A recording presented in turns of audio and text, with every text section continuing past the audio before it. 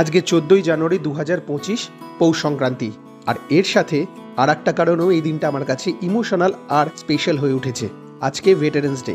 Once a soldier will always be a soldier. সেই আমরা uniform ছেড়ে সিভিল লাইফে চলে এসেছি, তাদের জন্য একটা দিন ইমোশনাল হওয়াটা কি স্বাভাবিক নয়?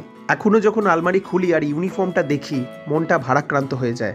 আর সেইটা জীবনের শেষ দিন অবধি হবে। এখনও মাঝে মাঝে সুযোগ পাই সেই পুরনো পরিবেশে ফিরে যেতে সপরিবারে।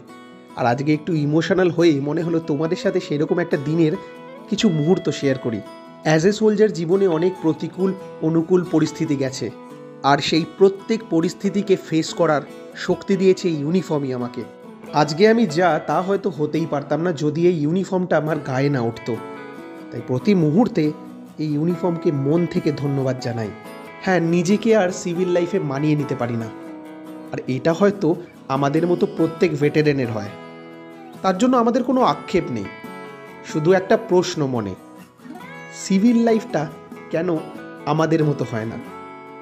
এই মাঝে মাঝে ফিরে পাওয়া পরিবেশ খুবই ক্ষণস্থায়ী, ফিরে আসতে হয় আবার সেই বাড়িতেই। তোমরা যারা এখনও ভেটারেন হয়ে যাওনি, তাদের কাছে আমার একটাই সাজেশন, নিজেকে মন থেকে প্রস্তুত রেখো। এই দিনটা সবার একদিন আসবে, আর সেই সময়টা মানিয়ে নেওয়া খুবই চ্যালেঞ্জিং।